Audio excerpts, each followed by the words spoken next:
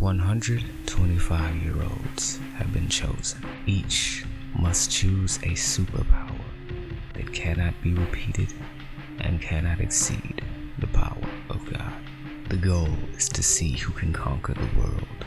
You have the number 100. The best powers have already been chosen. Then it's your turn. What will you choose? Number 100. Please approach. I strode purposefully into the center of the dimly lit gymnasium, tentatively eyeing the other God candidates as I passed. Though the room lay silent, save the dull hum of the flickering halogen lamps, which swayed dangerously side to side, the tension was so palpable as to be deafening. They watched me approach the speaker. What gift do you desire? Number 100.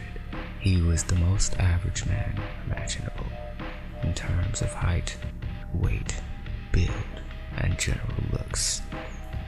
His face was ambiguous, and it could be said that absolutely nothing about him stood out.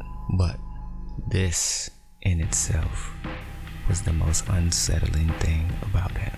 The slightest smile played upon my lips, and I ran a finger across the stubble covering my cheek. I wished to receive the gift of instantaneous, relevant knowledge.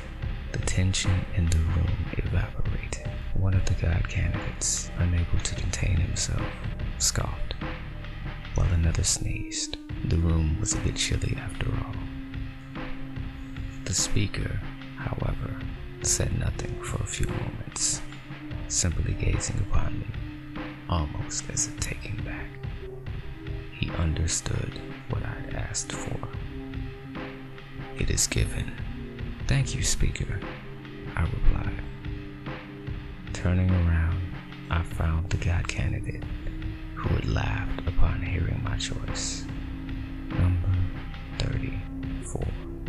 As one of the early numbers, his gift was quite impressive on paper.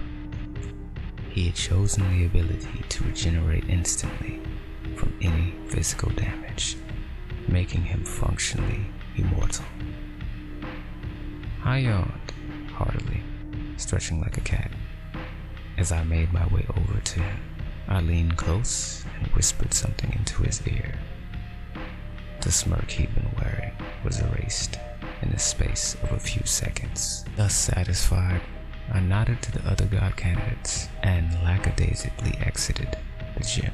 Visibly shaken, Carl Repost, otherwise known as number 34, thought to himself about what number 100 had said to him. He would be thinking about it for a long while. The other God candidates talked quietly amongst themselves, already seeking to form alliances and hatch schemes. Carl, however, was quiet, pondering the gravity of number 100's words. You have a pretty nifty talent, Carl.